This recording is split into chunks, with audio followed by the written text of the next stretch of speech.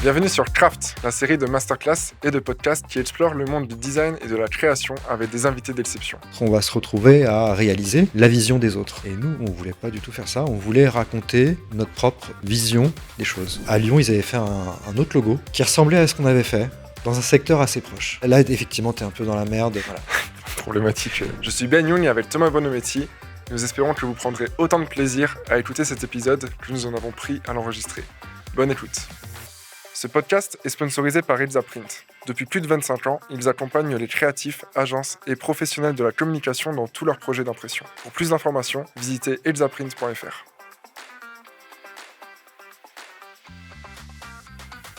Bonjour à tous et bienvenue dans ce premier épisode de Craft.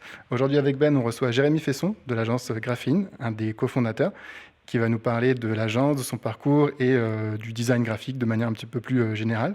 Est-ce que tu peux commencer par te présenter peut-être un petit peu ton parcours, sur quoi tu as commencé, comment est arrivé le design un peu dans ta vie, le graphisme? J'allais dire par des études, et avant les études par la découverte du graphisme. Parce qu'avant de faire des études de graphisme, il faut savoir que le graphisme existe. Ce qui n'était pas vraiment mon cas en fait au tout début. Moi, je pense que comme beaucoup de designers, le dessin avait une place très importante dans ma vie. Enfant ? Oui, bien sûr, enfant. Oui. Oui, je passais beaucoup de temps à dessiner. Et pour dire les choses très simplement, il y a un moment, je me suis dit, tu risques de passer beaucoup de temps à travailler dans ta vie. Si tu pouvais faire un taf que tu apprécies un petit peu, peut-être ça vaut le coup de tenter quelque chose.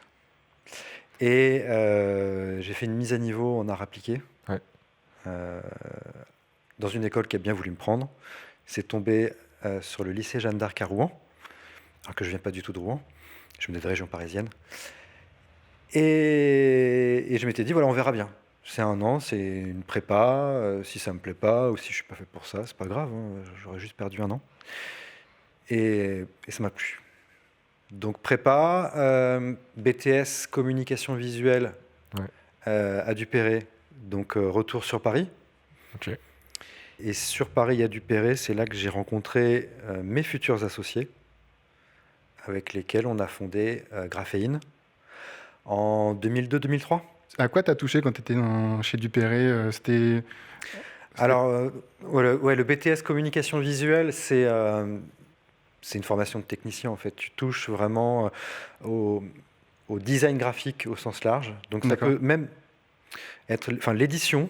Alors édition, illustration, mise en page, typographie, identité visuelle aussi au sens large et aussi de la publicité.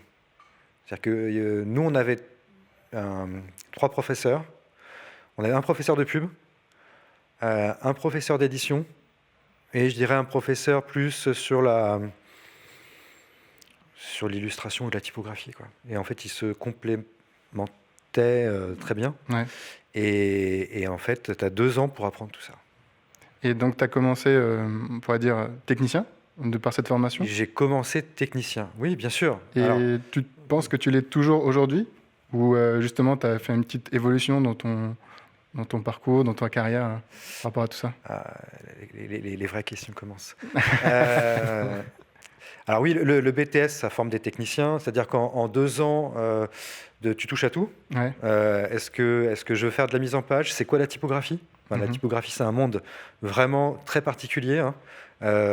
Faut avoir des connaissances historiques, des connaissances culturelles. Il faut avoir après de la pratique. Il faut exercer son œil, connaître les styles de typo, la classification et j'en passe. La composition, c'est encore autre chose. Donc déjà, rien que la typo, c'est un monde à part entière. L'illustration, la publicité, l'identité visuelle, encore. Donc en fait, on touche un peu à tout. Ça donne une soif de connaissances énormes. Et en fait, on n'a pas de recul sur ce qu'on a appris pendant 2 ans, quoi. Et sans parler effectivement de la formation, parce qu'on parle de technique, mais oui, la formation sur les logiciels. Ouais. Maintenant, on dirait les applications. Ouais, on est encore, je pense, on est en transition justement sur les deux. Il y a une génération plus application qui arrive et qui bouge un petit peu les codes, mais effectivement, ouais. Donc si tout se passe bien à la sortie du BTS, comme son nom l'indique, tu es un technicien supérieur. mais tu es juste un technicien. C'est-à-dire qu'effectivement, tu peux réaliser des choses. Et après, en fonction de l'école que tu as faite, ou en fonction de ta personnalité aussi, tu as peut-être envie de poursuivre certaines réflexions. Et puis, tu as des envies, quoi. Tu as des envies de creuser, tu as envie de savoir un peu pour qui tu as envie de travailler, comment tu as envie d'être un praticien du design graphique. Mais l'objectif du BTS, c'est d'être embauchable, tout simplement. De trouver effectivement un emploi de technicien dans le secteur de la communication visuelle. Ce que tu n'as pas fait, du coup? Ce que j'ai pas fait, non, j'ai continué, parce que c'est bien de ne pas sortir trop vite sur le monde du travail, ça fait peur. J'ai prolongé à l'école Estienne. J'ai fait un DSAA ATC, donc un diplôme supérieur d'art appliqué, art et technique de la communication. Okay. Si ça se trouve, je me suis planté dans l'acronyme. Enfin, retenez art et technique de la communication.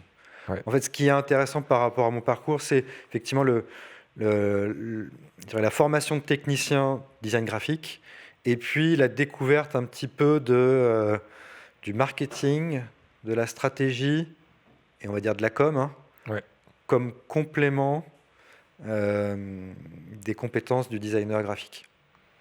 Voilà.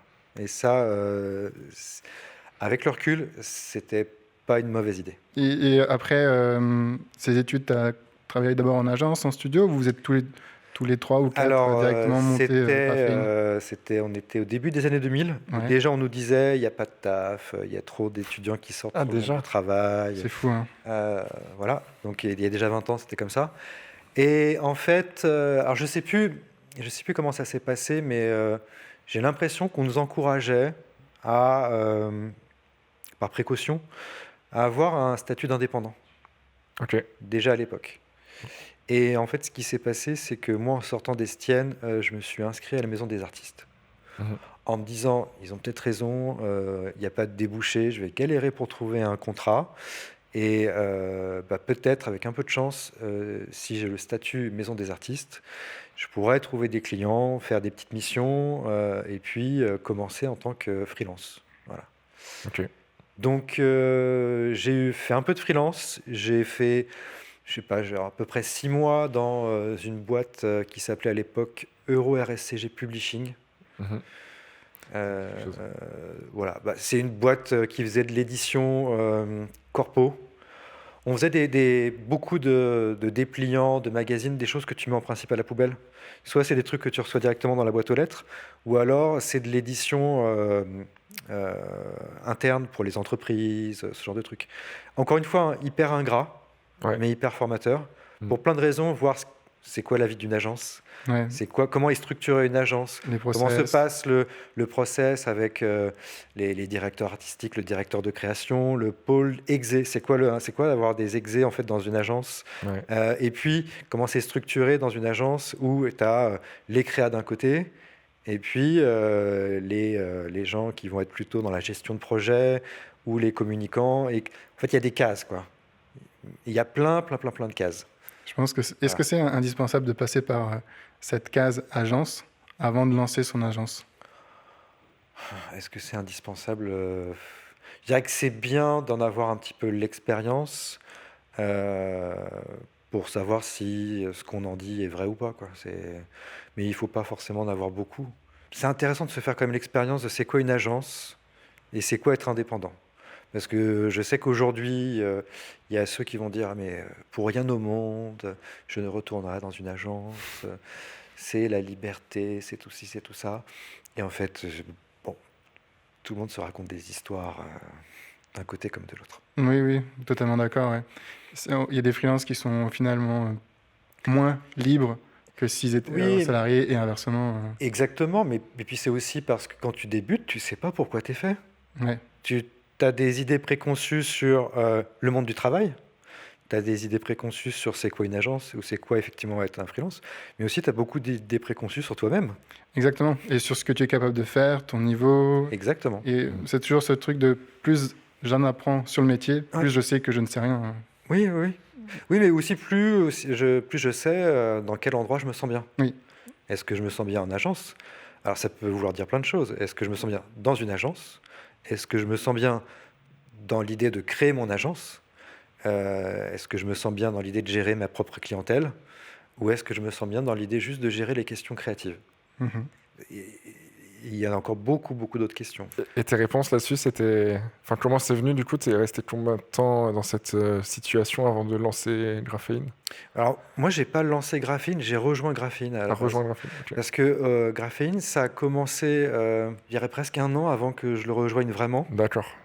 En fait, on a commencé comme un collectif. Oui. Donc, au début, Graphene, c'était pas une agence, on était des anciens du Perret. Ouais.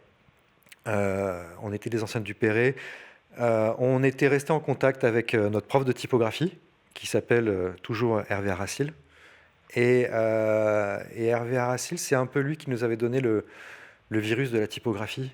Okay. Et l'idée d'une certaine exigence, je dirais presque même intellectuelle par rapport à notre rôle de designer.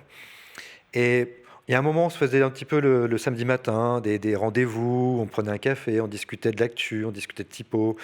Et ce qui nous a permis en fait de garder contact, alors avec des gens de notre promo, mais aussi avec des gens de la promo qui étaient là avant nous. Et c'est comme ça que j'ai gardé contact avec Mathias, ouais. qui est aujourd'hui effectivement mon associé à Lyon. Mais à l'époque, on était 5, donc il y avait Adrien, il y avait Nance, il y avait Marius, il y avait Mathias et il y avait moi. Et donc au final, vous n'avez pas adopté tout de suite la posture de l'agence On a appris les choses sur le tas et puis ça s'est structuré et professionnalisé au fur et à mesure. Quand tu as commencé, tu étais sur un profil plus graphiste très très large ou directement tu as eu cette affinité envers le branding, vers le design de logo qui t'a fait te spécialiser ou c'est venu un peu plus tard? C'est venu un peu plus tard. On a commencé, on était complètement généraliste. Pour plein de raisons. Déjà parce qu'on commençait. Et que, Par opportunisme. Bien sûr, tu débutes, tu veux avoir des commandes, tu veux avoir des clients, tu dis pas je vais faire que du branding. Déjà parce que le terme branding à l'époque, on l'utilisait pas. Oui. Enfin, on l'utilisait pas en France. Et je dirais même l'idée que c'est marrant de dire ça aujourd'hui, mais l'idée que l'identité visuelle soit quelque chose à la fois de fascinant, de sexy, d'attractif, qui fait rêver beaucoup les gens de la profession, mais peut-être même qui dépasse le cadre purement professionnel. Il y a vraiment une fascination pour le monde des marques et les logos. C'est devenu quelque chose qui est très populaire, mais ça ne l'était pas il y a 20 ans. Alors ça ne veut pas dire que ça n'existait pas, hein. C'est l'identité visuelle, le branding corporate, hein. C'était quelque chose qui était quand même déjà très en place.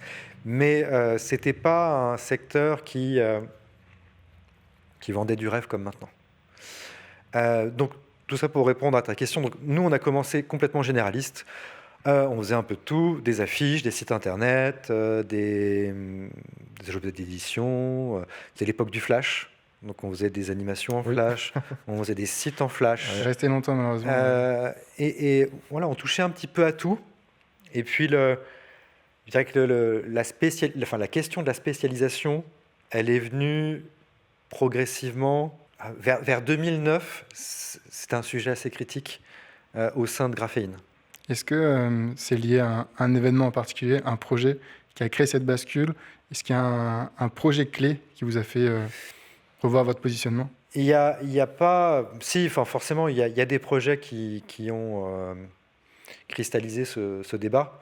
Mais ça permet aussi de répondre à la question que tu m'as posée un peu plus tôt, c'est la question de technicien ou pas technicien. Ouais. En fait, il y a un moment dans Graphene, la question de l'ambition, la question de c'est quoi le projet de Graphene. En fait, le fait de ne pas avoir dès le départ dit c'est quoi Graphene, ou d'avoir été trop généraliste, à un moment, la question de la spécialisation s'est posée. La question de la spécialisation, qu'est-ce qu'on a envie de faire? Qu'est-ce qui, économiquement, peut-être aussi est porteur? Ouais. C'est pas anodin du tout. Hein. Et la question de l'évolution, était très importante. C'est-à-dire qu'à un moment, effectivement, nous, on a commencé, je pense, comme beaucoup de freelance, tu es appelé à la rescousse, au dernier moment, par des agences, pour faire des créas, Parce qu'il faut monter un dossier pour dans 2 jours pour une grosse compète. Je pense que beaucoup de gens qui nous écouteront se reconnaîtront voilà. cette Donc nous, description. on a commencé comme ça. Hein. On bossait pour des agences parisiennes qui nous appelaient comme de la force vive. On était des petits soldats, on était jeunes, on était capable de faire des charrettes et de faire des, je sais pas, ce qu'on appelait des inputs, des pistes créa, et puis voilà, on montait des dossiers créa pour des sujets d'identité visuelle, ouais. Donc des logos, des chartes graphiques, des choses comme ça, ouais. Est-ce qu'avant 2009, ça aurait été possible parce que tu en parlais juste avant, il n'y avait peut-être pas, il y a 20 ans, cette fascination pour les marques, pour les logos, etc. Ouais. Est-ce que économiquement, ça aurait été aussi porteur de se positionner là-dessus en 2002 ou 2003 Oui, enfin, j'allais dire je ne sais pas, mais je peux juste raconter comment ça s'est passé pour nous. Ouais. Il y avait plein d'envies dans Graphéine, il y avait des envies techniques, il y avait des gens qui voulaient se former sur certaines technologies, certains outils, que ce soit l'animation, que ce soit la 3D, que ce soit tout ce genre de choses. Et moi, à titre personnel, la technologie ne m'intéresse pas trop. Ok. Ça, en principe, ça fait un peu bizarre. Non, moi, ça ne me choque pas. La technologie. Je pense qu'il y a plein de façons de rentrer dans le monde du design graphique. Ouais. Et il y a des gens qui rentrent dans le monde du design graphique par la technologie. C'est pas mon cas. Moi, je fais pas du design graphique pour le plaisir de jouer avec des objets technologiques. On parlera de l'IA plus tard. Voilà. Donc, effectivement, les outils, pour moi, ils sont intéressants, ils sont importants, mais ils sont toujours mis au service d'un projet, au service d'une vision, au service du sens. Et la question qui s'est posée à un moment dans Graphéine, c'est que si on veut évoluer, il faut être capable effectivement de ne pas être que des faiseurs.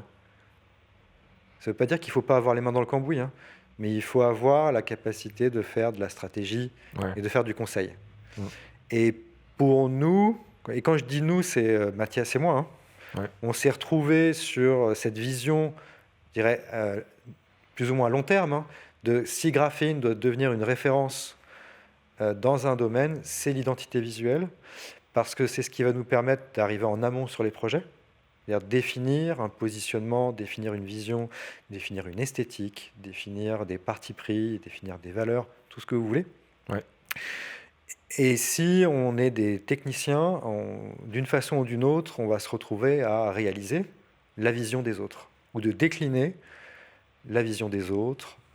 Et nous, on ne voulait pas du tout faire ça. On voulait raconter notre propre vision des choses. Voilà. Et l'identité visuelle, c'est simple. À un moment, on s'est dit, plutôt que d'être appelé à la rescousse par des agences qui nous appellent au dernier moment, on va se mettre sur les compètes face à ces agences. Quelque part, c'est quand même un défi économiquement, parce que l'agence, ça peut être énergivore de faire ça tout le temps, mais ça est un client récurrent.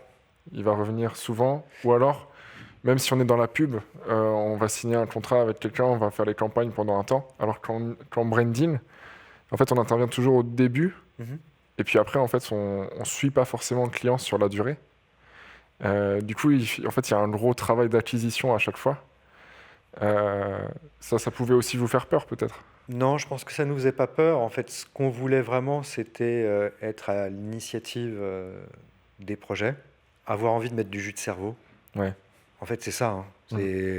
C'est à la fois être sur l'aspect réflexion et l'aspect réalisation. Et on voulait pas se dire, on va arrêter de faire de l'animation. Enfin, le motion design, très bien. Les sites internet, pourquoi pas. Le print, très bien. En fait, on voulait se fermer aucune porte, mais on voulait pas rentrer par la porte de la technicité de la technologie. L'objectif, à un moment, en fait, quand on a commencé à se dire, on est une agence, et très bien, on est une agence fondée par des designers, mais après, l'idée, c'est de s'entourer des compétences. Et si nous, on doit avoir un rôle au sein de l'agence, c'est aussi d'avoir cette vision et de pouvoir aussi faire cette pédagogie qu'on fait avec nos clients, mais aussi cette pédagogie qu'on fait avec nos équipes. Donc, c'est comme ça que ça s'est passé. Et puis, il y a un moment, oui, on a commencé à remporter des compètes qui étaient intéressantes graphiquement, intellectuellement, économiquement. Où derrière, on se disait, bah oui, on a fait un positionnement de marque, on a fait un très bon logo, une très bonne charte graphique, et on imagine plein de possibilités, et ça nous ouvre plein de portes. Donc aujourd'hui, par exemple, toute la partie technique, est-ce que tu l'as toi-même... Elle est internalisée ou pas? Non, c'est toi. Est-ce que toi-même, des fois, tu mets les mains dans le cambouis encore, ou est-ce que tu viens plus sur de la vision, sur du conseil et sur l'émulation de créatif qui est autour de toi? Les deux. Les deux? Oui, les deux. Les deux, mais effectivement, C'est important pour toi de toujours garder les mains dans le cambouis, des fois, quand il faut? Oui, bien sûr. Par passion ou par nécessité? Ah non, mais par passion, parce que j'aime le faire. Non, mais oui, j'aime le faire, bien sûr. Je le fais pas par nécessité, parce que j'aime bien faire ça. Et est-ce qu'il y a, dans ces projets, dans ces compètes que vous avez commencé à avoir, lorsque vous avez conforté votre branding, est-ce qu'il y a un projet qui est un point de bascule un petit peu, en particulier? Disons que les points de bascule, c'est quand il y a eu des demandes, qu'on a reçu des demandes. En fait, à Graphéine, on a toujours eu une stratégie de mettre en avant le site internet, de développer la visibilité et le référencement du site. Ce qui fait qu'on recevait pas mal de sollicitations directement via le site internet. Et il y a des demandes qui, je dirais, pour Mathias et pour moi, nous tapaient dans l'œil et qui, en fait, ne déclenchaient rien, zéro excitation dans le reste, pour nos associés. Et c'est là, effectivement, on s'est dit, tiens, on commence en fait à avoir une sorte de divergence en termes de vision. Mais il y en a eu plusieurs. Je pourrais en parler. Il y a eu, je me rappelle quand il y a un projet qu'on a gagné face à Sync. C'était à l'époque un site internet qui s'appelait Fianet, qui faisait de la certification. On était vraiment dans la préhistoire du e-commerce. C'est des widgets de certification de sites qui ne sont pas frauduleux et tout ça, qui était en fait qui appartenait à une banque, je ne sais plus laquelle. Et ils avaient en fait une grosse architecture de marque. Donc en fait, on n'était pas déjà sur l'idée de faire un logo en fait. C'était l'idée de vraiment réfléchir à comment créer un écosystème graphique qui avait énormément de contraintes, parce qu'il fallait donner l'impression d'une sorte d'harmonie visuelle, là où en fait il y avait plein de choses qu'on ne pouvait pas changer, quoi. Donc un gros travail d'analyse de l'existant, et moi j'aime ce genre de truc, quoi. J'aime les projets où il y a plein de contraintes. Voilà, et les projets où il y a plein de contraintes, ça j'adore. Et ça, c'était un gros projet de strat, mais avant d'être un projet de graphisme. Donc il y a eu ça, Théâtre à la carte aussi, qui était un projet plutôt gros en termes de rebranding, avec aussi du shooting, photo, faire venir les collaborateurs et créer tout un univers graphique avec un photographe, tout ça. Donc un gros sujet de DA aussi qu'on a fait avec Mathias. Il y a eu longtemps après, il y a eu Fontevraud aussi, qui était un truc complètement fou, quoi. C'était la première fois où on demandait aux clients qui lançaient la compète, on veut une visite sur place, c'est une abbaye. On veut une visite perso, on veut un budget de dédommagement, sinon on ne participe pas. Et le directeur nous a dit OK. C'était pas si évident. Et là, on a dit on ne peut pas se foirer parce que le gars a dit OK, quoi. Et ouais, c'était un super projet. Donc on parlait de techniciens, on parlait d'équipes créatives. Si maintenant... Tu partais sur une île déserte? Je ne sais pas encore, j'y reviendrai après. C'est pour plus tard, si maintenant tu te retrouves face à recruter quelqu'un de junior en stage ou sur un poste, n'importe, qu'est-ce que tu préfères? Est-ce que c'est meilleur un technicien qui a pas encore les idées très claires sur comment ça marche? Je ne parle pas de la technique, je parle de comment ça marche, le branding, comment les ficelles du métier, ou inversement, est-ce qu'il vaut mieux avoir quelqu'un qui comprend, mais qui techniquement, c'est pas ouf? même si je sais que dans la réalité, c'est jamais tout blanc ou tout noir. C'est à la fois compliqué. J'ai eu l'occasion de tester les deux, en fait. Donc oui, j'ai déjà une partie de la réponse. Moi, je pars du principe que quand je recrute quelqu'un chez Graphéine, il va être formé, en fait, en venant chez Graphéine. J'attends pas forcément quelqu'un qui soit complètement au point. En fait, j'attends quelqu'un qui a envie d'apprendre. Peu importe son niveau technique, sa capacité de réflexion. J'attends quelqu'un qui, d'une certaine façon, qui soit curieux, passionné, et qui se dit, moi je suis là pour apprendre parce qu'on apprend sans arrêt, quoi. Même moi j'apprends avec les gens que j'intègre dans l'agence, que ce soit des façons de réfléchir, des aspects techniques, des centres d'intérêt. Moi je suis le premier à apprendre, en fait, en recrutant. Donc en faisant ça, j'ai un peu botté en touche, mais oui, j'ai déjà reçu des books qui étaient techniquement pas du tout au point, mais qui témoignaient, en fait, d'une capacité de réflexion intéressante. Et dans ces cas-là, je le dis, et je vois comment la personne, elle réagit. Et maintenant, on dirait que c'est le mindset, quoi. Ouais, des fois, j'ai tendance à penser qu'une tête bien faite peut apprendre la technique. Bien sûr. Si que tu veux une réponse très simple à ta question, le mindset, il ne s'acquiert pas. Voilà. L'état d'esprit de la personne, tu ne peux pas le changer. C'est ça. Les compétences, tu peux les changer. La technicité, ça peut s'apprendre. Donc, en fait, oui, moi, ce que je privilégie, c'est l'état d'esprit. Ouais. Et cet état d'esprit, est-ce que, au niveau des études, ça suffit pour toi, ou est-ce que c'est quelque chose où il faut aller un peu chercher Ça suffit jamais. Non, ça suffit jamais. Ça suffit jamais. Et moi, ce que je cherche quand je recrute quelqu'un, c'est cette capacité aussi à interagir avec le reste de l'équipe. Je recrute pas comment on dit maintenant, des licornes ou des choses comme ça, des gens qui sont capables de faire tout seul. Non, nous, c'est une émulation collective. Hein. Même si, je veux dire, quand il y a un projet, c'est pas tout le monde qui va travailler sur le projet, mais on fait des points, et les points et les réunions qu'on fait, c'est l'occasion que tout le monde s'exprime et que les idées, elles circulent le plus possible, parce qu'en fait, tout le monde est capable d'apporter une bonne idée sur un projet. Ouais. Ou en tout cas, d'apporter un petit plus qui fait que l'idée, elle va se bonifier, elle va devenir plus exigeante, plus astucieuse, et j'en passe. C'est des banalités, ce que je dis. Non, je pense que tout le monde n'en est pas convaincu de ça. Il y a des personnes très juniors qui viennent, je pense, vous voir chez Graphéine, toi, ou des équipes qui, des fois, viennent et avec un book qui est super, mais qui n'ont pas justement cet état d'esprit.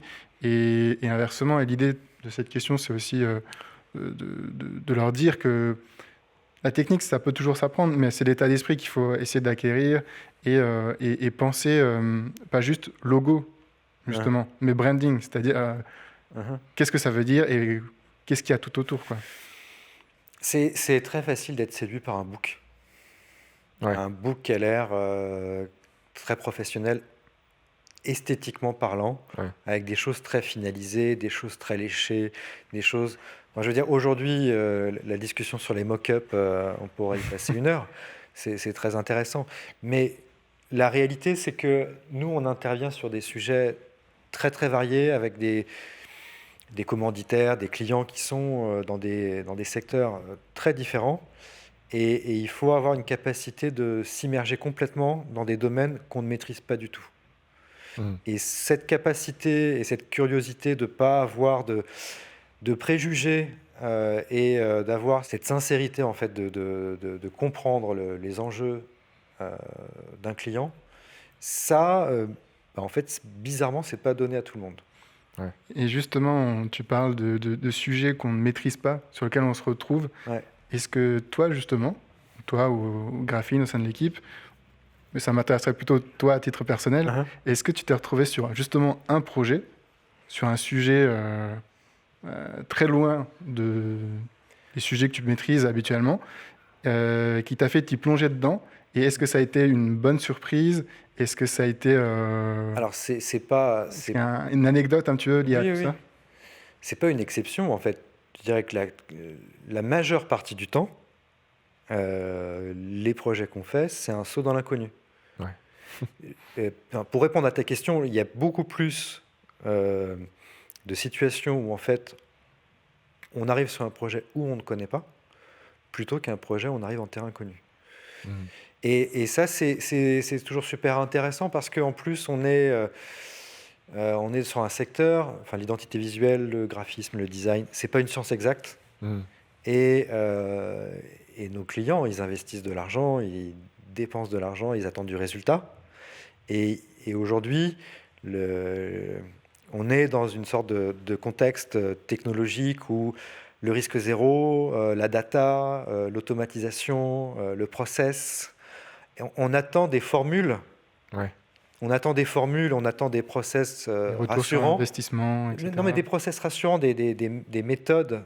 Les agences doivent mettre en place des pratiques et des méthodes qui, effectivement, maximisent le résultat, en tout cas minimisent le risque de perte.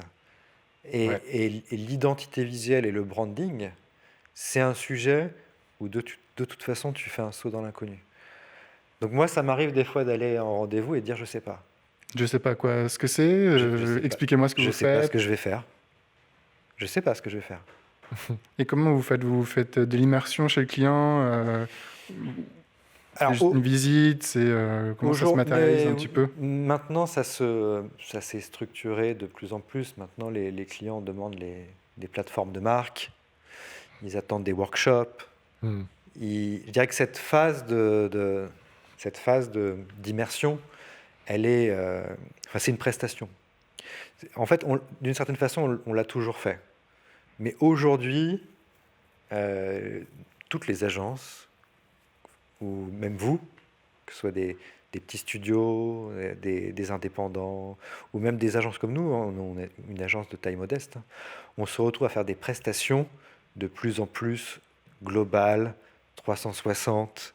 On est multicasquette, donc on est à la fois dans la stratégie marketing, com, et à la fois on est designer, et à la fois on est communicant, et à la fois on crée du contenu, et les budgets sont toujours aussi peu énormes financièrement parlant, mais on en fait toujours plus. Donc aujourd'hui, effectivement, on fait de plus en plus de strates. Alors, quand je dis strat, c'est à la fois de l'analyse, hein, du benchmark, que de l'interview, que du workshop, où en fait on emmène les équipes en interne sur de la conduite du changement. Quelle est votre vision en interne de la structure, de l'entreprise, de l'organisation?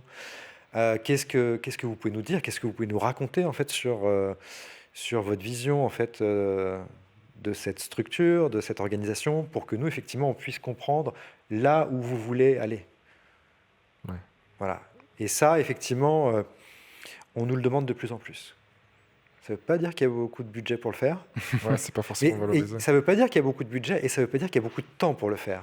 C'est-à-dire qu'aujourd'hui, tout le monde le demande, mais il y a très peu de structures qui ont le temps et l'argent pour le faire. C'est juste des habitudes, ça se généralise.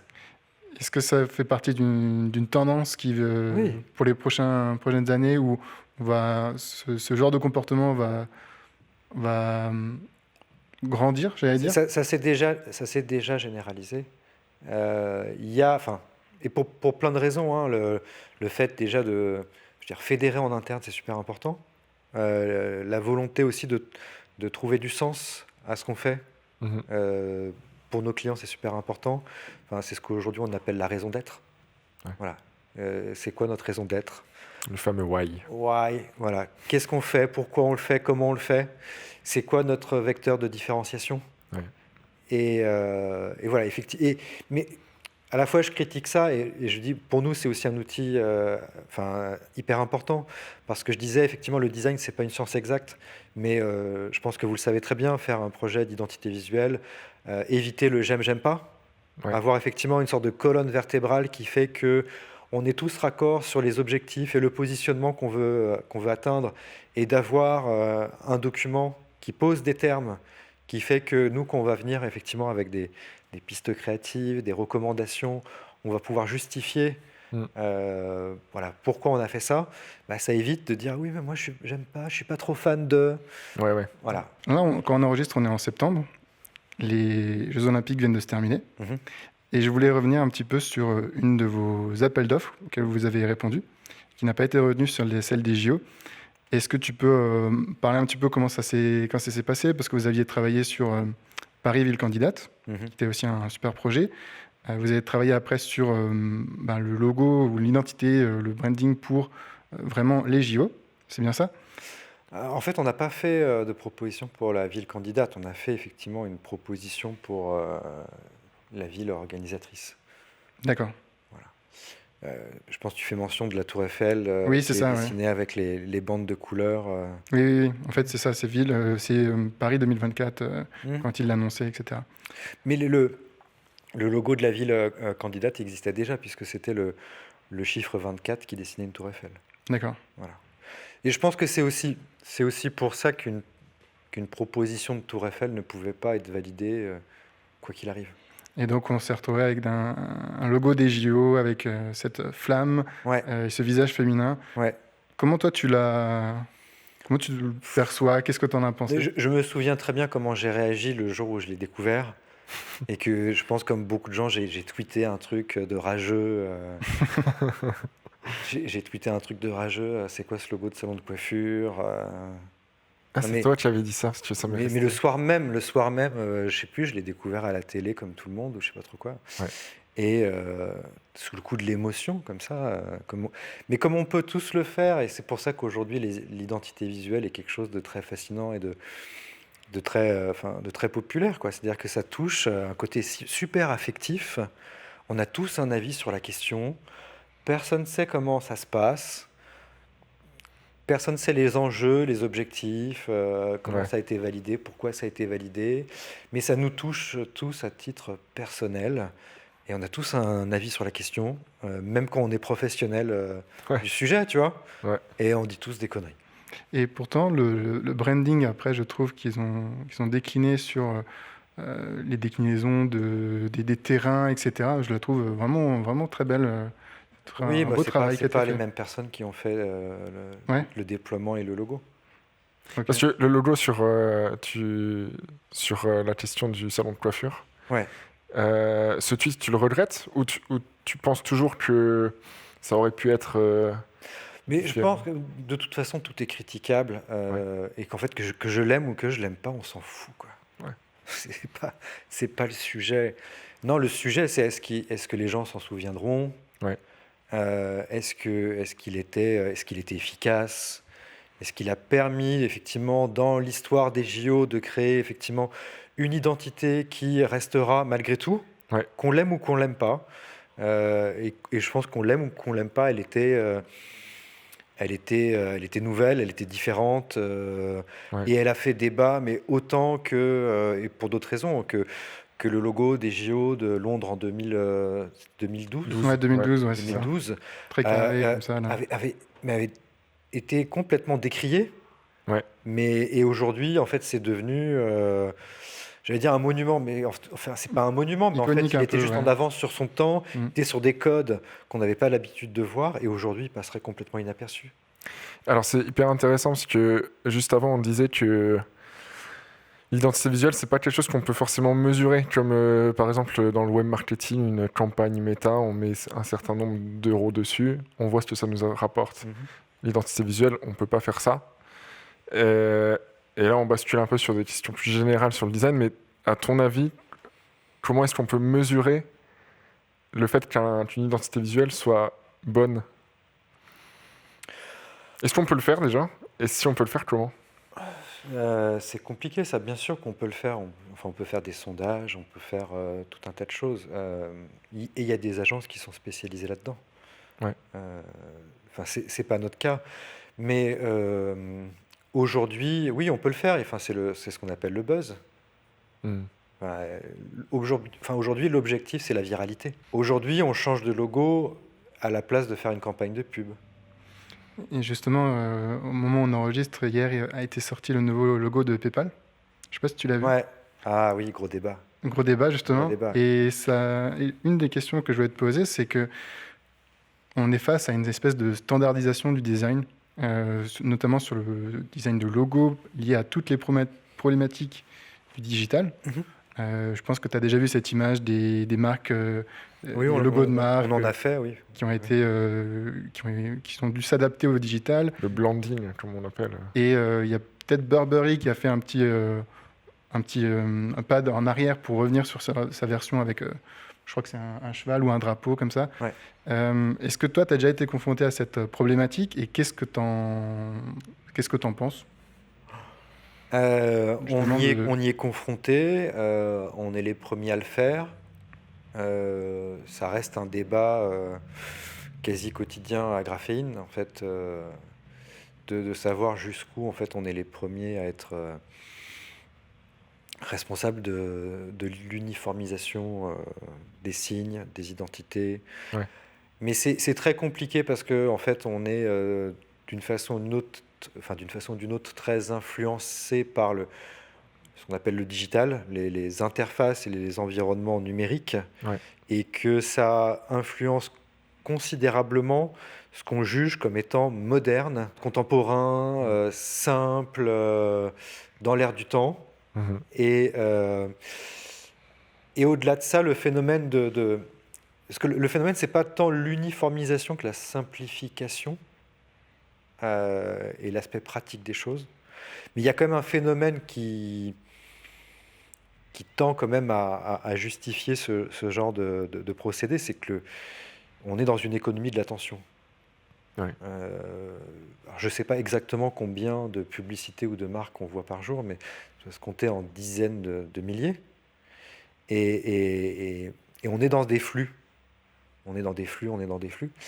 Et donc, en fait, pour retenir les choses, pour être visible, des fois, effectivement, on met en place des stratégies de simplification. Ouais. est-ce Ouais. que à un moment donné, on avait la créativité, si je prends le branding, qui était qui était plus axé, plus pointé sur le logo, qui lui, en soi, s'est simplifié. Est-ce que la créativité, elle n'a pas fait ce petit pas de côté et de s'exprimer ailleurs que sur le logo aujourd'hui, de par les contraintes du digital, de la digitalisation, etc. Alors, c'est à la fois les contraintes, enfin, taille des écrans, Ouais. taille d'affichage. Alors, aujourd'hui, on serait plus sur Flexibilité l'idée du aussi. nombre de pixels, mais ça a pu jouer à une époque sur les contraintes, effectivement, de taille d'affichage ou ce genre de choses. Il y a à la fois des contraintes et il y a à la fois aussi des possibilités presque infinies. L'idée qu'effectivement, le logo est un ingrédient, est un objet parmi un écosystème d'interfaces, d'écrans, qui sont aujourd'hui complètement démultipliés, qui passent effectivement de la montre connectée à ton smartphone, à ton ordinateur, à ton écran publicitaire, à ta télévision, et j'en passe, qui fait qu'effectivement aujourd'hui on est sur du contenu fluide, et effectivement les codes de marque sont démultipliés, c'est-à-dire typographie, couleur, photographie, motion, son. Ouais. Et le logo devient effectivement un objet presque noyé à l'intérieur de ces écosystèmes graphiques. Ça, tu le trouves dommage? Non, c'est pas dommage. C'est pas dommage, mais ça ne veut pas dire que le logo doit pas être fort. Ouais.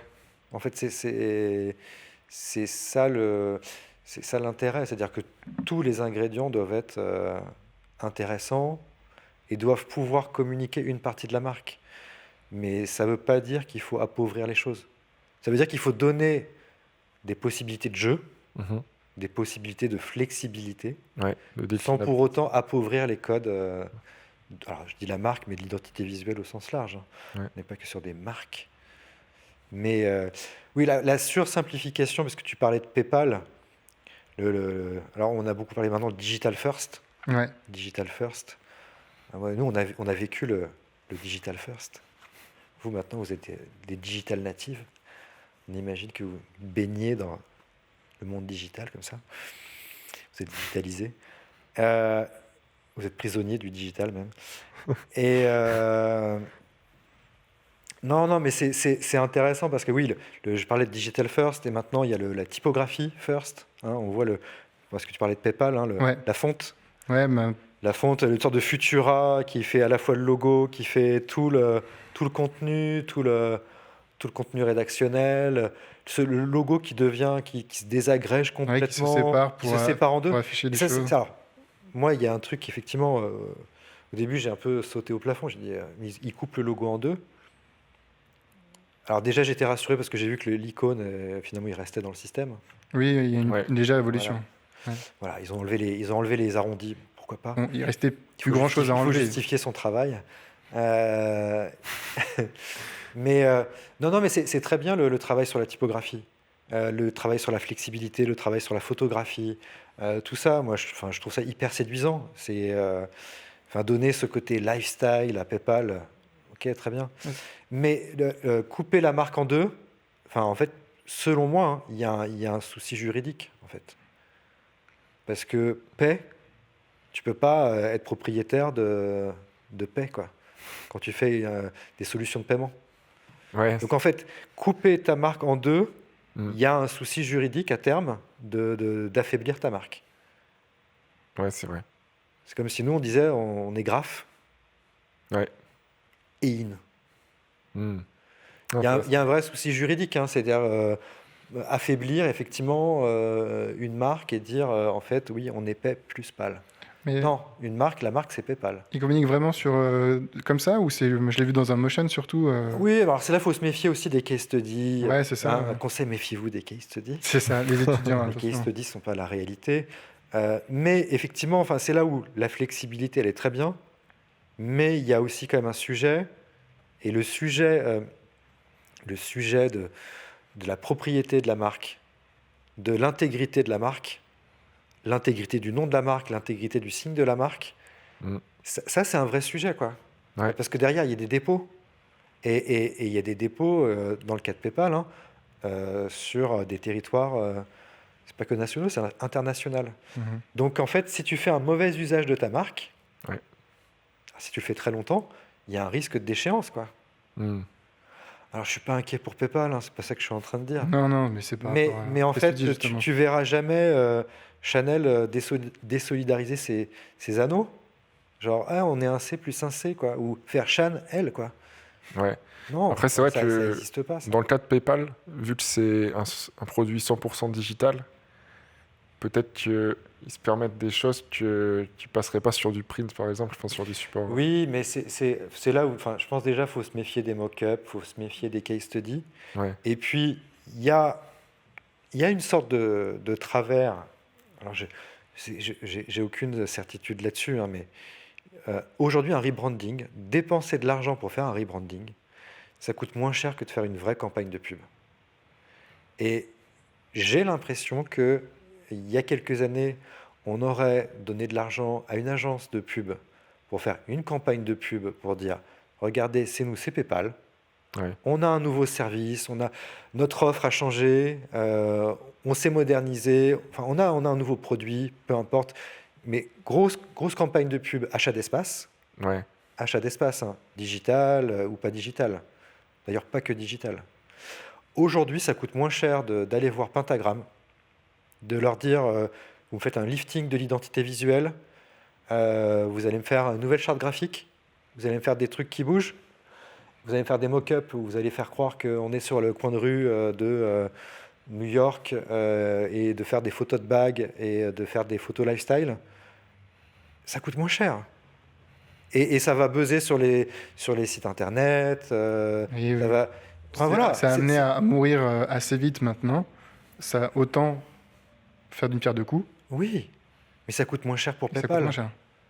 Même en termes de déploiement après, tu penses? Parce que PayPal, c'est digital, mais si Chanel... Mais tout est digital. Il n'y a rien de tangible. Ouais. Les mock-ups que tu vois, ils n'existent pas. Oui. Les énormes boards que tu vois dans la ville, ils n'existent pas. C'est le métaverse. C'est le métaverse.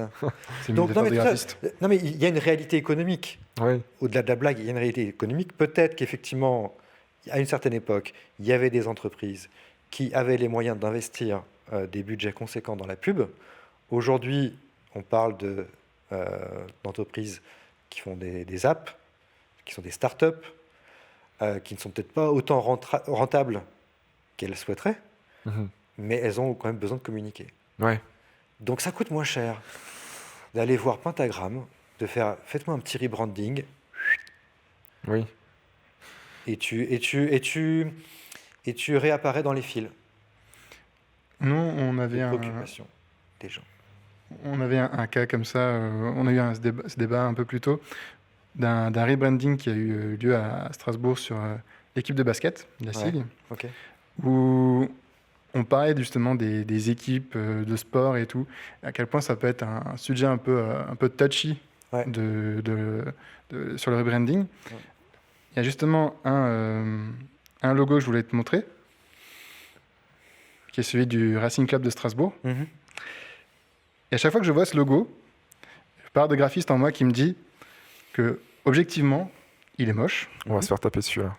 Et en même temps, si on venait maintenant me demander de le refaire, ça pourrait être un vrai casse-tête. Quel est ton avis là-dessus ? Parce qu'on parle c'est un logo qui a été repêché de 76, il y a toute une mythologie autour, il y a des gens qui se l'ont tatoué, il y en a plein même, c'est sûr. Toucher un symbole aussi fort auprès d'une telle fanbase, ça peut être compliqué.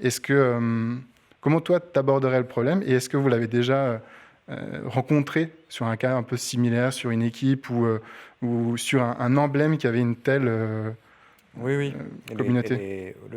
Le côté affectif qu'il peut y avoir sur les identités, les symboles, les logos, c'est super important. Nous, effectivement... alors pour des symboles sportifs, oui, ça a pu déjà arriver, mais comme on fait aussi beaucoup d'identité territoriale, je pense que vous imaginez bien que... Sur les villes... Alors là, la dimension identitaire, vraiment au sens... J'aurais pu prendre le logo de la région Grand Est, et j'ai pris le... Oui, non, mais c'est pareil. Mais je veux dire, on a tous un attachement affectif pour les logos, pour les marques. Donc dès qu'il y a du changement, de toute façon, on n'aime pas le changement, quoi. Donc voilà, après la question, c'est quoi un bon logo ? C'est quoi un logo moche ? Comment on aborde le problème de cette telle affection ? Est-ce que ça amène plus de contraintes dans la réflexion ? Est-ce qu'il y a plus de pression ? Est-ce qu'il faut déjà, quand on le vend, entre guillemets, au client, quand on le présente, est-ce qu'on le présente différemment ? Alors là, il y a plusieurs types d'approches. Il y a ceux qui te diront qu'il faut faire participer la fanbase. J'en suis pas, honnêtement. Non, mais en fait, j'ai pas d'avis définitif sur la question. C'est vrai que c'est très compliqué. Est-ce qu'il faut demander aux gens de voter ? Donc ça veut dire que si les gens votent, ça veut dire qu'il y a plusieurs propositions. Ouais, justement, l'équipe de basket, la SIG, l'avait fait et ils ont eu des difficultés, comme tu peux l'imaginer. Et au final, ils ont un peu repoussé et noyé le poisson avec un ambassadeur. Et c'est hyper compliqué comme sujet parce qu'un changement, c'est une décision politique. Il faut qu'il y ait il faut que ce soit motivé par une décision. Il faut que cette décision, si possible, elle soit expliquée. Il y a un contexte, il y a une volonté qui soit, si possible, autre chose que... il y a un nouveau directeur ou une nouvelle directrice et du coup, j'ai envie de changer parce que je suis à la tête du club. Voilà. Mais il ne faut pas se mentir, c'est ce qui nous donne beaucoup de travail aussi. Mais on peut changer les choses en respectant les choses. En fait, c'est ça qui est intéressant. C'est-à-dire que moi, c'est pour ça que ça me passionne de faire des évolutions d'identité. Des rebrandings plutôt que des nouveaux brandings. Oui, ce qu'on va appeler des évolutions, des liftings, des modernisations ou autres. Parce que, en fait, c'est dans ces cas-là où tu touches à quelque chose d'affectif, qui est déjà, en fait, je dirais, c'est du culturel, quoi. C'est-à-dire que tu touches à la culture des gens, à la culture d'un territoire, d'une communauté. Quelque chose qu'ils ont chez eux, quelque chose qu'ils ont chez eux, ils se sentent proches. Et là, il y a une relation, en fait. Là, il y a un truc très fort. Et donc là, en fait, effectivement, tu n'as pas le droit de te foirer, quoi. Mais avoir pas le droit de se foirer, ça veut dire, effectivement, trouver une façon de les prendre en considération. Alors ça peut être soit effectivement de faire de la pédagogie, de dire bah oui, on va changer les choses. On va peut-être effectivement moderniser, transformer, mais pourquoi? Et qu'est-ce qui compte pour vous? Et s'il y a des choses qu'on devrait garder, qui vous tiennent à cœur, quelles sont-elles? Et c'est aussi pour ça que nous, on fait beaucoup maintenant des workshops, de la conduite du changement. C'est aussi l'occasion pour nous d'expliquer c'est quoi un logo, c'est quoi une marque. Beaucoup de pédagogie. Et de les faire réagir. De les faire réagir, bah voilà, effectivement, il y a votre logo, aujourd'hui il est comme ça, mais si on regarde dans le temps, en fait, il n'a pas toujours été comme ça. Il y a eu différentes époques, on voit qu'il s'est transformé. Alors des fois, on pourrait dire qu'il s'est modernisé, mais des fois, c'est pas le cas. Hein. Est-ce qu'on peut être créatif avec des gens qui sont pas créatifs? Mais c'est l'objectif. Enfin, être créatif avec des gens qui sont pas créatifs, ça veut dire quoi? Partir du principe que le client est pas créatif ou que... Ouais, je sais pas, des gens qui sont très fermés ou qui n'ont pas du tout qui sont pas éduqués sur la qui question. n'ont pas d'éducation plutôt visuelle, vraiment très minime. Oui, bien sûr. Nous, l'enjeu, en fait, c'est de comprendre la culture de notre client. C'est pas de dire nous sommes designers, on sait, vous savez pas, et de prendre un ton un petit peu supérieur comme ça parce que on est des designers, quoi. Les directeurs de création. Oui, non, mais il y a des fois effectivement ce côté de prendre les gens de haut. On va vous expliquer comment ça se passe, quoi. C'est en fait quelque chose qui se fait dans les deux sens. Nous, on rentre dans leur univers, on rentre dans leur culture, et nous, on leur explique effectivement comment on fonctionne. Mais c'est pas que comment on fonctionne nous. On leur explique c'est quoi un logo, c'est quoi une marque, c'est quoi une identité visuelle, c'est quoi un système d'identité visuelle, c'est quoi un logo qui fonctionne, c'est quoi la fonctionnalité. Et toutes les questions que vous m'avez posées, c'est quoi un lien affectif sur une marque, etc., etc.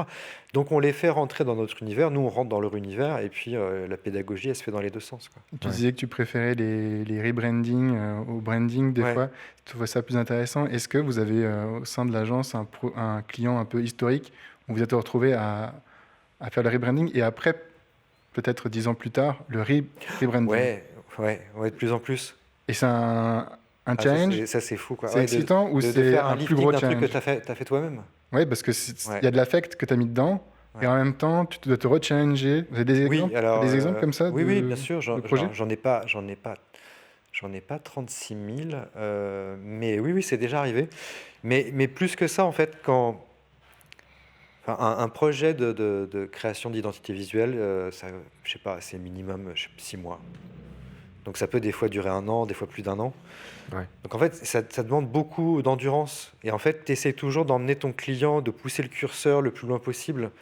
Mais en fait, il y a des fois, tu te rends bien compte qu'il n'est pas capable d'accepter un changement trop radical. Mais tu es toujours content de l'amener un petit peu plus loin, de le avoir fait. Tu vois C'est ça ma question. Je demandais si on peut être créatif avec des gens qui sont créatifs. Bien sûr. Bien sûr. Est-ce qu'on peut pousser les gens dans leur créativité, voire justement les tester un peu comme ça? C'est ça qui est intéressant dans le métier. La question de la créativité, c'est trop tarte à la crème, quoi. Le sujet, c'est pas la créativité. Le sujet, c'est où est-ce qu'ils ont envie d'aller et comment toi tu vas les aider à aller là où ils ont envie d'être. Et la créativité. Personne ne sait ce que c'est et où chacun aura sa propre définition. Donc, non, après, tu peux mesurer le degré de changement plus que la créativité. C'est jusqu'où, effectivement, tu vas transformer leur code, leur culture et l'existant. Ça, tu peux. Mais des fois, le changement, il est minime. Mais l'effet, il peut être très fort. Donc, c'est très compliqué parce que des fois, tu vas intervenir sur le nom. Des fois, tu vas intervenir sur le logo. Des fois, c'est ni sur le logo, ni sur le nom que tu vas intervenir, mais c'est sur la charte graphique. Donc, en fait, l'intervention, elle se situe jamais totalement au même endroit. Et des fois, en fait, tu peux vraiment intervenir comme un réparateur, quoi. Tu vois, juste réparer, mais juste parce que tu as vu l'endroit qui était défectueux. Et là, tu débloques quelque chose, quoi. Là, tu débloques le champ des possibles. Mais parce que la juste intervention. Et moi, c'est ce que j'aime bien, effectivement, des fois, dans les projets qu'on nous confie, c'est trouver là où il y a une tension, là où il y a un truc qui coince, et puis juste la juste intervention, quoi. Le casse-tête. La créativité pour la créativité, le côté regardez de quoi je suis capable, je vais vous en mettre plein la vue. Ça, c'est un travers d'aujourd'hui. Justement, on parlait des mock-ups et tout. Voilà, ça c'est le travers d'aujourd'hui, de faire croire qu'en fait, ce qui compte aujourd'hui, c'est le déluge de créativité, en fait. On parlait des différents projets. Est-ce qu'il y a un challenge sur un projet en particulier que tu aurais en tête où il a fallu creuser un peu plus loin, un peu plus profond, sur lequel tu souhaiterais revenir? Tu pourrais nous parler, que tu as en tête, qui, quand vous en parlez comme ça, revient assez rapidement? Il y a des projets où effectivement on pensait que c'était fini, puis en fait c'était pas fini. Des projets, tu sais, une sorte de, comment on pourrait dire, Deus ex machina, quoi. Genre le truc qui arrive, que tu n'avais pas vu venir, qui envoie le projet et qui explose le truc que tu pensais fini, et puis en fait au dernier moment, en fait non, ça va pas, il y a un gros problème. Il y a un gros problème. Ça, c'est arrivé plusieurs fois, ouais. Mais pour plein de raisons, je pourrais prendre. Ça nous est déjà arrivé, je sais pas, par exemple, je prends l'IPGP, Institut de physique du globe de Paris. On fait un logo, c'est validé, la charte graphique est prête. Et puis, tu vois, on n'avait pas fait gaffe. À Lyon, ils avaient fait un autre logo qui ressemblait à ce qu'on avait fait, dans un secteur assez proche. Ouais. Là, effectivement, tu es un peu dans la merde. Et puis, c'est même ton professionnalisme qui est un petit peu... Mais, Le projet était déjà sorti publiquement? Non, il n'était pas sorti. Enfin, le projet qui avait été fait à Lyon, il était sorti. Mais pas pas celui qui était fait à Paris. Ouais. et comment vous avez résolu Et là, en fait, c'est simple. Hein, on a remis le projet à plat, quoi. Enfin, on a essayé de lever l'ambiguïté ou la ressemblance qui pouvait exister entre deux signes. Mm. Et on a remouillé le maillot comme jamais. Et pourquoi, au final, pour vous dire, le client qui dit au final, non, mais en fait, ça va aller, vous inquiétez pas. On va le prendre comme ça. En fait, on l'aime bien, notre logo. On n'a pas envie de changer. Je sais pas, peut-être on a changé un peu la couleur. Ok. Mais en fait, je sais pas, ils avaient envie intégrité ils avaient besoin d'être rassurés. Et puis, en fait, ils ont eu une crainte qui était passagère. Ok. Ils ont eu une crainte qui était passagère. Et puis, en fait, elle n'est pas restée, cette crainte. Mais après, ça peut être ça. Mais ça peut être, je sais pas, il y a eu un cas récemment avec un logo de ville qui est sorti. Et puis, en fait, les gens ne voyaient que les lettres R et N au milieu du logo. Ah, Voilà. problématique. Des problèmes sur les identités visuelles, ça peut être en plein milieu de... Ouais, ça peut être un challenge en cours sur Oui. un trou, un souci de le client qui n'aime pas, le fameux j'aime pas. Ah oui, alors, le client qui dit genre, et qu'est-ce qui se passe si jamais on valide rien? Ouais, ou moi je l'ai déjà eu, c'est super, mais cette couleur, c'est celle qui me fait penser à un truc et il remet en question pas mal de choses. Oui. En réalité, les projets sont toujours difficiles. Il y a toujours... on transpire toujours beaucoup. Mais quand les projets sortent, ça se voit pas. Mais c'est compliqué de faire simple. Et éduquer et faire de la pédagogie pour effectivement aboutir à quelque chose qui a l'air évident, c'est beaucoup de discussions, c'est beaucoup de débats avec le client, c'est beaucoup d'aller et retour des fois sur des pistes créa qu'on pensait valider qui ne le sont pas. Ça ne veut pas dire qu'il n'y a pas des fois ou même souvent des projets qui filent droit, hein. Mais plus le projet est ambitieux, plus je dirais, le comité de pilotage va être effectivement aussi important et plus ça va débattre. Aujourd'hui, Graphene a 22 ans, un truc comme ça. Ouais. Tu m'as dit 2002, je crois. Ouais, 22 ans. On va dire une vingtaine d'années. Ouais. Vous avez réussi à faire en sorte qu'aujourd'hui, Graphene, ça devienne une certaine référence, une belle référence, nationale, voire internationale. Comment on fait, en tant que cofondateur de l'agence, pour, à un moment donné, faire en sorte que, en termes de renommée et de qualité graphique, on arrive à un certain niveau et qu'on le maintienne pour assurer son nom dans la profession. Est-ce qu'à un moment donné, comment vous avez investi là-dedans? Est-ce que vous avez investi là-dedans? est-ce que ça s'est fait au petit bonheur la chance? Est-ce que ça s'est fait de par les projets? Ou est-ce qu'à un moment donné, vous avez décidé d'investir vous-même concrètement sur votre renommée? Sur la renommée, la renommée, elle se fait par les projets. La reconnaissance, alors plutôt Oui, des pairs. Non, mais ça rejoint une des questions que tu avais tout à l'heure, c'est la question de l'exigence. Ouais. Est-ce que, en gros, est-ce que si le budget est petit, votre exigence va être basse, ou est-ce que votre C'est ça. exigence baisse en fonction du chèque qu'il y a derrière? Est-ce qu'à un moment donné, on se dit, OK, pourtant, je donne plus d'efforts parce que ça va Non. m'apporter plus de visibilité sur ce projet, c'est stratégiquement plus intéressant. Il y a une réalité qui est qu'il y a des projets vitrines et il y a des projets qui économiquement vont être effectivement plus intéressants. Et puis des fois, il y a des projets à la fois vitrines et des projets qui sont économiquement intéressants et des projets qui ne sont pas intéressants économiquement et qui seront une bonne vitrine. Mais nous, on a très tôt communiqué sur les projets qu'on perdait. On a très tôt communiqué aussi sur les pistes qu'on avait présentées et qui n'avaient pas été retenues. C'est super intéressant, ça. Et je pense qu'effectivement, ça a été très formateur pour nous.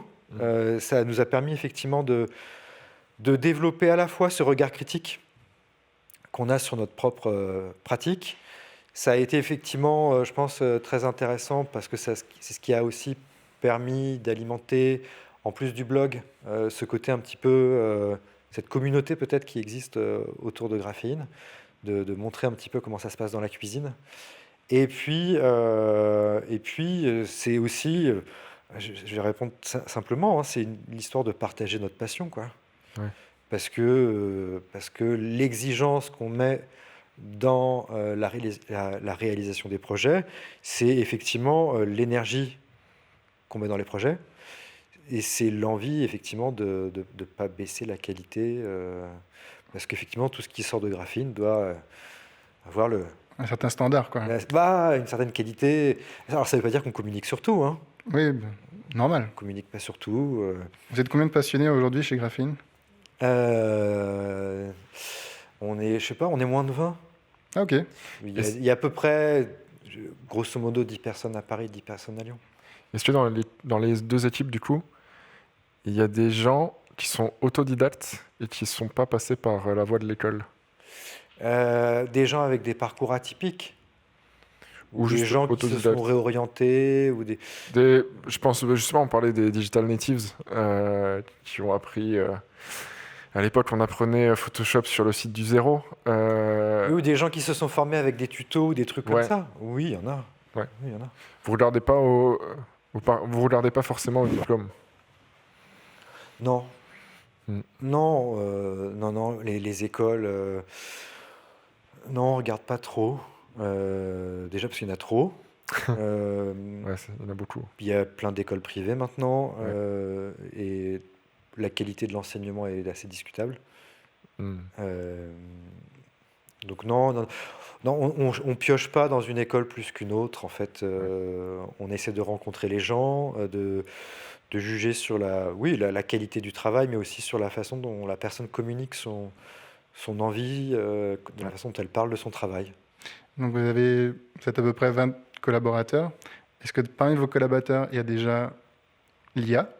Et est-ce qu'un jour il y aura l'IA? Est-ce que vous l'intégrez dans votre réflexion, dans vos process, et parce qu'aujourd'hui c'est un vrai débat dans la profession. Savoir est-ce qu'il faut l'utiliser, est-ce que... Outils, menaces... C'est ça. Est-ce que c'est... Outils, menaces. Oui, on a déjà utilisé l'IA dans des contextes assez variés. Ça peut être effectivement pour prototyper des idées de mise en scène photo, ce genre de choses-là. Je trouve que c'est très pratique, effectivement, dans un contexte d'appel d'offres, où tu dois effectivement dire, voilà, on a une idée de DA photo, plutôt que de passer du temps à faire du montage Photoshop ou sur des banques images ou autres, de pouvoir prompter des trucs. Ouais, ça c'est très bien. Mais avec l'idée derrière que c'est pas un produit fini. C'est un rendu qui a autant de valeur que si tu avais pris ta trousse avec tes feutres, quoi. Ouais. Voilà. C'est un sketch, quoi. C'est une esquisse. Ouais. Et après, cette esquisse, si elle plaît au client, l'idée derrière, c'est de lui dire, bah oui, mais moi, je connais un photographe, et puis on va organiser une séance, et puis on va faire un truc en vrai, quoi. Et on t'a jamais dit, mais vous faites des logos toute la journée. Pourquoi vous vous embêtez alors qu'il y a des générateurs de logos IA? Il y aura toujours des commanditaires qui n'ont pas de budget. Il y aura toujours des gens qui se lancent et qui ont besoin de très rapidement prototyper par leurs propres moyens un logo parce qu'ils lancent un business, parce qu'ils mettent leur propre argent dans leur projet. Et ça a toujours existé et ça existera toujours. Je pense qu'il y a un moment, je dis ça pour me rassurer, hein, quand tu mets effectivement ton business en jeu, Ouais. tu as besoin d'avoir un dialogue avec quelqu'un. Ouais. Avec quelqu'un, avec plusieurs personnes. Et tu as besoin d'entamer une réflexion que tu n'es pas capable de mener tout seul. Et c'est une relation, quoi. Enfin, autant que l'identité doit être une relation entre des gens, Ouais. ou des gens avec une marque, mais c'est aussi les gens qui sont derrière la marque.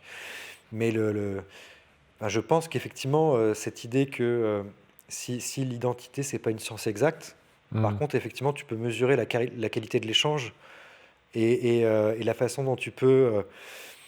comment dire, c'est bizarre parce que c'est un peu bizarre de dire ça, mais tu transmets en fait une sorte de surplus de confiance à ton client, quoi. Côté un peu coach, c'est un peu bizarre de le dire comme ça, mais quand un projet d'identité il est bien mené, tu sens qu'en interne, ils sont gonflés à bloc. Parce que tu leur as donné un outil et tu as réussi à leur expliquer qu'avec ça, ils vont pouvoir faire des choses qu'ils ne faisaient pas avant. C'est beau de les voir s'en emparer. Et qui sont impatients de s'en emparer. Ils sont les premiers ambassadeurs de ce que tu leur livres. Des outils, des fichiers, peu importe. Mais qu'ils se sentent plus forts. Ouais. En fait, c'est ça le truc. Ils se sentent plus forts, mais parce que derrière, tu as construit un discours, tu as construit une relation, tu as construit une confiance. Et bon, l'IA, oui. Enfin, l'idée que l'IA, bien sûr, ça va faire gagner du temps, ça peut faire un produit fini, mais t'as pas cet échange, quoi. Je terminerai avec une dernière question. Si tu n'avais pas fait ce métier, tu aurais fait quoi? Je sais rien faire d'autre. La fameuse île déserte. Non, mais... Alors, c'est une autre question, sinon plus simple. Mais j'ai pas l'impression de faire un métier, j'ai l'impression de faire 36 métiers. Ouais. En fait, la réalité, c'est ça, quoi. Je fais 36 métiers. J'ai été formé pour faire peut-être un métier dans le champ du design graphique, mais déjà dans le champ du design graphique, j'aurais pu faire plein d'autres choses. Et après, c'est le hasard des rencontres qui font le reste, quoi. Mais est-ce que j'aurais pu faire autre chose sûrement, j'espère. C'est une question de survie. C'est une question de survie. Mais ce qui m'intéresse aujourd'hui dans le design, c'est pas forcément ce qui m'intéressait au tout début. Tout à l'heure, je disais, je suis venu par le dessin. Aujourd'hui, je continue de dessiner, mais en fait, il y a tellement de choses qui sont venues se greffer là-dedans. Ouais. Former les gens, dialoguer avec les clients. On empile les casquettes, recruter. Gérer l'agence au quotidien, c'est ça qui est passionnant, quoi. Toute dernière question et on se quitte là-dessus. Quel est ton logo préféré? Et pourquoi Batman? Mais tu sais, c'est Batman. Et pourquoi Batman? Parce que c'est le meilleur logo du monde. Non, pourquoi le logo? Je pourrais chercher des réponses. Mais en fait, un logo... tu projettes toujours des choses personnelles sur un logo. Ouais. Tu vois, un logo, c'est comme une tâche. En fait, la façon dont tu lis un logo, ça dit plus des choses sur toi que ce qu'il y a vraiment dans le logo, quoi. Ouais. Et s'il y a un truc que fait le logo de Batman, c'est ça. C'est le logo de Batman, c'est le fameux test psychologique, le test de... Rorschach. Voilà. Où tu fais une tâche, tu plies la feuille en deux, et en fait, on va te demander, mais qu'est-ce que vous voyez dans cette tâche? Et la personne va faire un profil psychologique en fonction de l'interprétation que tu fais de cette tâche. Mais le logo de Batman, c'est ça. Et c'est ce que font un peu tous les logos. Et après, en dehors de ça, le logo de Batman, il est très bien parce qu'on peut y voir plein de choses. notamment la contreforme. Eh ben, merci Jérémy pour cet échange. Merci C'était beaucoup. super intéressant. Merci à vous. Ça nous a beaucoup plu de t'avoir aujourd'hui. Puis on se retrouve pour un prochain épisode rapidement.